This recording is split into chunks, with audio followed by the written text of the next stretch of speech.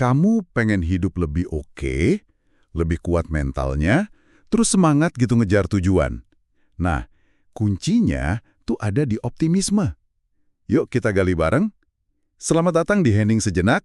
Hari ini kita bakal kupas tuntas nih materi soal optimisme yang udah kamu siapin. Kita saring dari catatan sama artikel-artikel yang ada.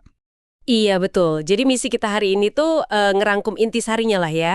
Kita bedah bareng optimisme tuh sebenarnya apa sih? Bukan cuma di permukaan doang, tapi juga gimana dampaknya buat kualitas hidup kamu. Semuanya berdasarkan info yang udah kita pegang ini. Oke deh, langsung aja yuk ke pertanyaan dasarnya dari materi ini. Optimisme itu apa sih sebenarnya? Salah satu artikel nyebutin ini bukan cuma mikir positif pasif aja ya, tapi lebih kayak sikap aktif gitu ya pas ngelihat masa depan sama tantangan. Fokusnya ke hal baik, terus yakin bisa dicapai gitu. Nyambung ke psikologi positif, itu aspek orientasi solusinya. Nah, ini nih yang bedain sama harapan kosong atau ya angan-angan doang gitu. Optimisme di sini tuh keyakinan kalau selalu ada solusi, atau paling nggak ada jalan keluarnya. Dan yang penting kita merasa bisa gitu, atau paling nggak mau usaha buat nemuinnya. Jadi ngelihat masalah tuh bukan tembok mati, tapi ya tantangan aja bisa diatasi kok. Wah, oke.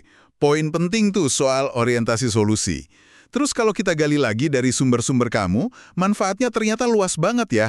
Ada riset yang kamu share itu nunjukin korelasi kuat loh antara optimisme sama kegigihan orang buat ngejar tujuan jangka panjang. Yang penting buat dia. Rasanya kayak punya bahan bakar mental tambahan ya. Jadi nggak gampang nyerah pas baru kena rintangan pertama atau kedua.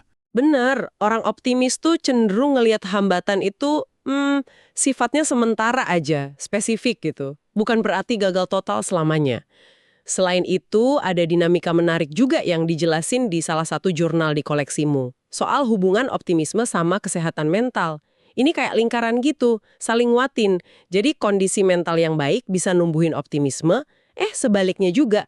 Sikap optimis itu sendiri jadi kayak bantalan psikologis, melindungi dan ningkatin kesehatan mental kita. Nah, ini nih menurutku bagian yang paling krusial, paling berdampak mungkin ya, dari semua materi ini. Optimisme itu kan bagian dari emosi positif ya. Ternyata nih, dari penelitian yang kamu kumpulin, emosi positif ini fungsinya jauh lebih dalam dari sekedar bikin happy sesaat. Emosi positif ini secara aktif membangun loh sumber daya psikologis kita. Ada istilahnya tuh strength atau kekuatan batin sama responsiveness, ketanggapan kita ngerespon situasi. Iya, betul sekali. Kekuatan batin ini ya bisa macam-macam. Keberanian, integritas, bijaksana. Kalau ketanggapan itu kemampuan kita buat adaptasi. Fleksibel gitu ngadepin perubahan atau tekanan. Nah, akumulasi keduanya ini yang ngebangun resilience, daya lenting. Kemampuan buat bangkit lagi abis jatuh. Kadang malah jadi lebih kuat. Ini bukan cuma kiasan loh ya, ini kapasitas psikologis beneran. Dan menariknya, konsep resilience ini nggak berdiri sendiri ya ternyata. Beberapa materi kamu ngaitin ini ke gambaran kesehatan yang lebih utuh. Tepat.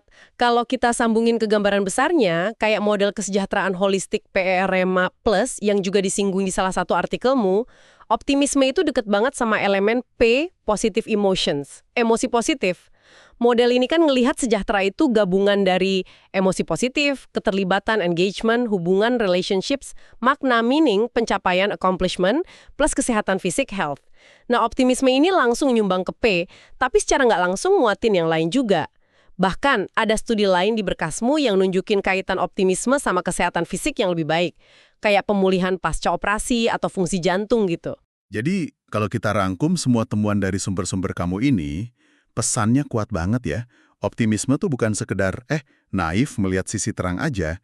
Ini tuh kayak pola pikir strategis, malah bisa dibilang skill yang bisa diasah, yang bisa ngebekalin kamu kekuatan mental, motivasi yang awet, dan terutama daya lenting tadi buat ngadepin naik turunnya hidup.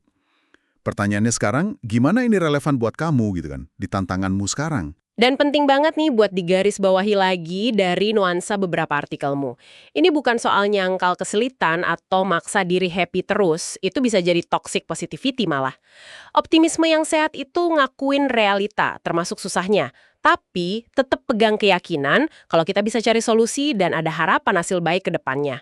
Intinya sih, ngebangun kapasitas nyata buat ya menjalani hidup yang kompleks ini secara lebih efektif.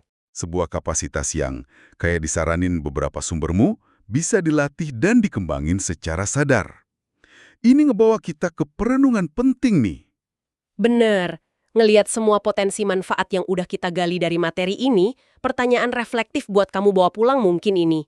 Dengan tantangan spesifik yang lagi kamu hadapi sekarang nih, satu langkah kecil aja yang konkret.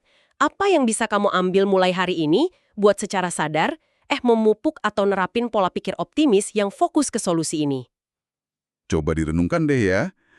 Ngomong-ngomong, udah nyimak sampai akhir, gini kok belum follow, subscribe, atau like sih? Wah, jangan-jangan kamu benci ya sama kita. Bercanda kok. Sampai jumpa di pembahasan materi berikutnya ya.